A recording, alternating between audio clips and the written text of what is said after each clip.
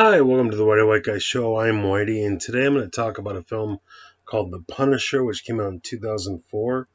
Um, let's see, this film stars Thomas Jane as Frank Castle, the Punisher, John Travolta as Howard Saint, Laura Herring, Rebecca Romijn, I think that's how I say her name, Ben Foster, Samantha Mathis, Kevin Nash. There's a slew of good actors in this. Will Patton is fantastic in this film. Roy Schneider has a small role, but a good role. James, I hope I'm saying this right, Carpinello as both Bobby and John Saint. A. Russell Andrews, Mark Colley, and then just a slew of like lesser known henchmen, who all of whom are well cast and do a good job. And the story goes that there's a guy, internet's taking forever to come up. So there's a guy named Duca, I think his name, Mickey Duca, played by a really good actor. I don't have it up right now. And he is someone in a crime family, the Saint family, led by Howard Saint. And there's Howard Saint has two twin brothers. Two twin sons, John and Bobby. Bobby, the little that you get to know him, seems like a decent enough guy. John's an ass. And Mickey Duca is buddies with Bobby. They go in on an arms deal, which is very not what they do. So Mickey Duca, he's a stoner, does passports, fake passports for Haitians. He's a small timer. Bobby comes from this big, rich mob family run again by John Travolta, and he decides to come in and finance a drug buy from these.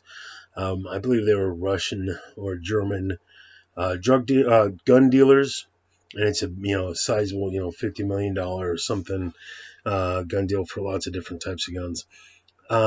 There's a guy, I forget what they call him, Hans, who turns out is actually Frank Castle. He's an undercover FBI agent. The plan is the FBI is going to come in, shoot up Frank Castle, Hans, who's got a bunch of blanks in his outfit, so it looks like he gets killed. And then they're going to arrest everybody, and they're undercover. His cover isn't blown. Things go south quick, and the bad guys are killed, but also Bobby Saint is killed in the melee. Mickey Duca gets picked up by Will Patton, aka Clinton Glass, and the henchman. And John Travolta goes to the morgue to see his son's dead body and vows revenge.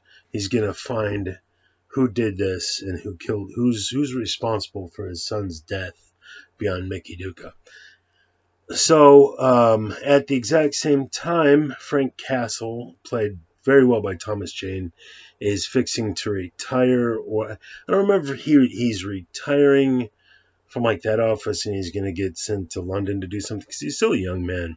So I don't know why he's retiring. They really don't explain that. But at the retirement party in the Bahamas, where his whole family there, made it extended, everybody's there. The bad guys sent by John Travolta slaughter the whole family, including Frank Castle's wife and young son, who's about middle school age. And Frank Castle miraculously survives despite being wounded numerous times and shot in the chest. There's a nearby, they don't get into this too much, but there's a nearby, a guy accused of being a witch doctor, I suppose, and he nurses Frank Castle back to health. Frank Castle returns to Tampa, Florida, where the whole thing takes place, and begins setting out on a revenge quest to take down John Travolta and all the numerous henchmen and whatnot, including John Travolta's wife, who it was her decision not to just take out Frank Castle, but to take out the whole family. And so instead of which there is a lot of shoot up in this movie, just going and getting a simple bang, bang, bang revenge, he decides to learn as much as he can about the Saint family, this being Frank Castle, and then end up pitting them against each other, where Howard Saint, played by John Travolta, ends up kind of destroying his own life and his own family. And so Frank Castle gets Howard Saint to think that his right hand man, Quentin Glass, played by Will Patton, is cheating on his wife and all this kind of such. He recruits Mickey Duca. Let me see if I can get that guy's name up because he does a good job in this film. Eddie Jemison, I believe is how you say that. He was in the I've been in a bunch of movies. He was in the Ocean's 11 films, for example. While Frank Castle's plotting all this revenge, he befriends the people that live in the same apartment rundown, dumpy industrial apartment complex. One guy's name is Bumpo, played by John Panay, the comedian. Um, Ben Foster plays the other guy, Spacker Dave. Even though I only say that because it's in the various Wikipedia and whatnot. It says right here, Ben Foster, Spacker Dave. They never mention that apparent. And if you're not familiar somehow, The Punisher is all based on a comic book. And so that must be spelled out in the comics because it isn't in the film. Why it's Spacker Dave. He's only referred to as Dave in the film. And Rebecca Romone, the gorgeous. She plays Joan, and they're all kind of. I don't want. They're well-intentioned people, but they're coming from tough circumstances. The neighbors that he befriends, Bumpo, Dave, and Joan. At one point, Joan has a boyfriend who shows up who's either drunk or on drugs and is there to be violent. Thomas Jane, the Punisher, he steps in and stops him. Frank Castle, he steps in and stops that guy. And then from there, Frank Castle starts like blowing up and throwing out the window tens of millions of dollars. So Howard Saint, played by John Travolta, is partnered in with two, I believe, Cubans, two brothers who have this big drug empire. And he launders their money and protects their money, basically transports money, I imagine drugs. And so to get revenge, Frank Castle goes after the money and starts screwing over Howard Saint and costs the other two guys whose money he's protecting like $100 million. And then one by one he starts gunning down some henchmen and all this kind of such.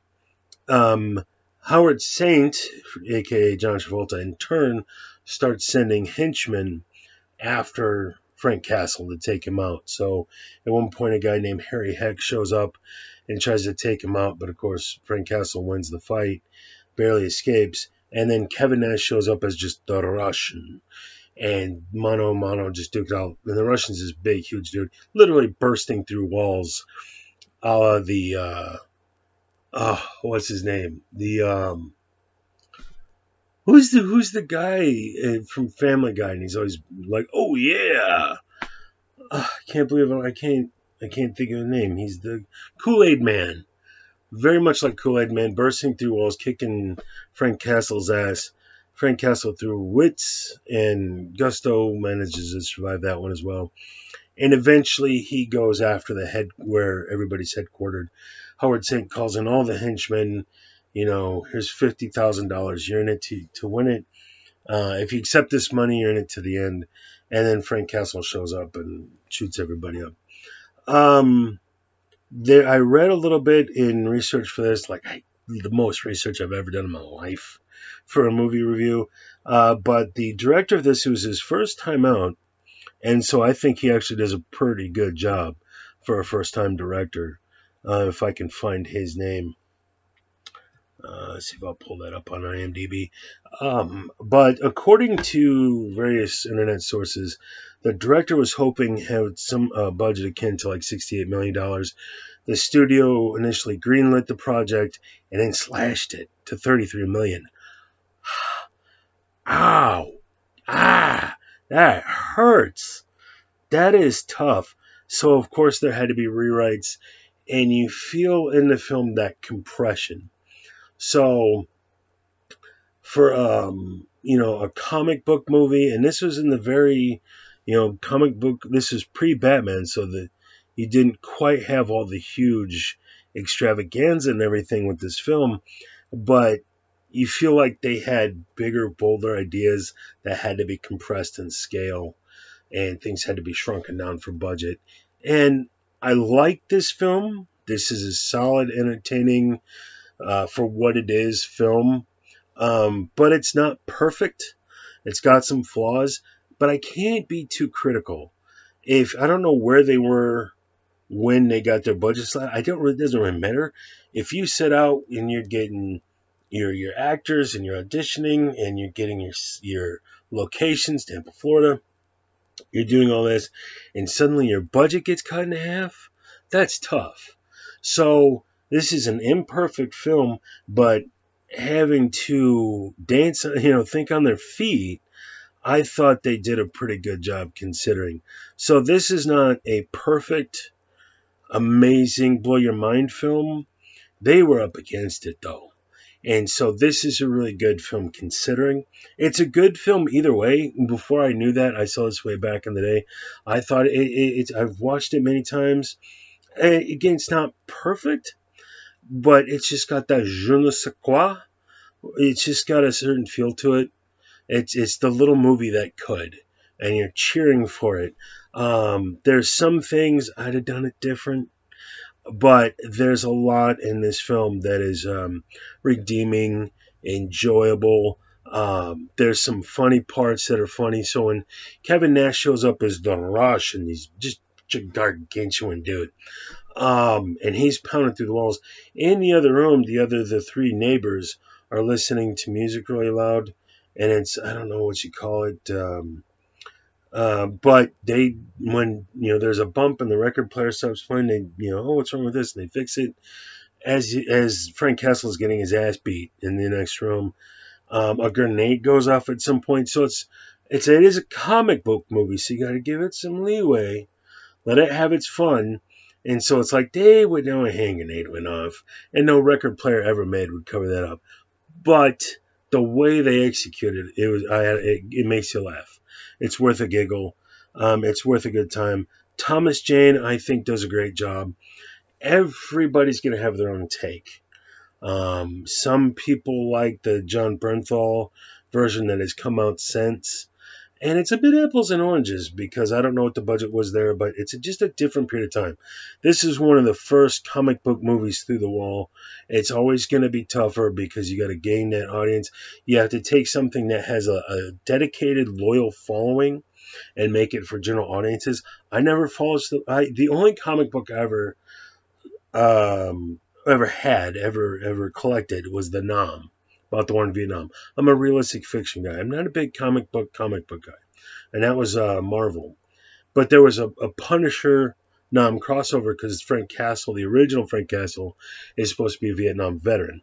It's years later, so now in this version, he's an Iraq war veteran. But that's the only reason I even knew who the guy was.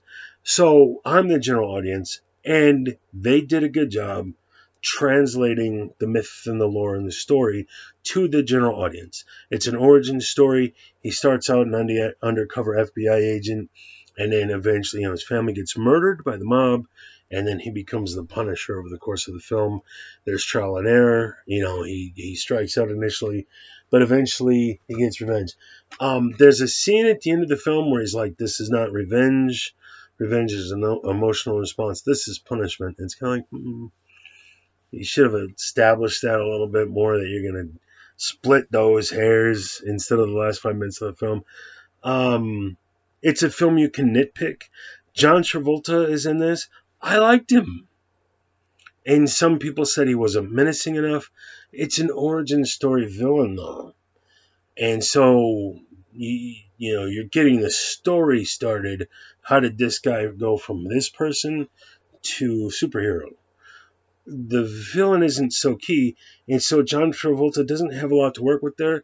I thought he did a good job. And so that's one of those things that matter of taste. Did you want something that was more loyal to the comic book? Are you okay with the adjustments made? And again, you get your budget cut in half. I thought they did a phenomenal job considering that. That is tough. So, John Travolta, I thought he did a good job. Was my mind blown? No. But he sold me. And one thing that was interesting about these villain characters is that John Travolta really truly loves his wife. She's not a trophy wife. She's a gorgeous woman. Let's see. Laura Herring. Gorgeous lady, gorgeous lady. But he genuinely loves her. There's a loyalty there, and that's key to the story. So I like that. His two sons, Bobby, he cared for more than John. Again, they're twins. And James Carpinello. I hope I say that right. James. I thought he did a good job. Playing two different characters, playing two different sons. I thought he did a good job. Will Patton is always fantastic. Roy Schneider or Scheider does a good job. Ben Foster, I love Ben. I loves me some Ben Foster, Samantha Mathis. Oh my God, she is hot. Hot. She was hot and Pump Up the Volume in 1990.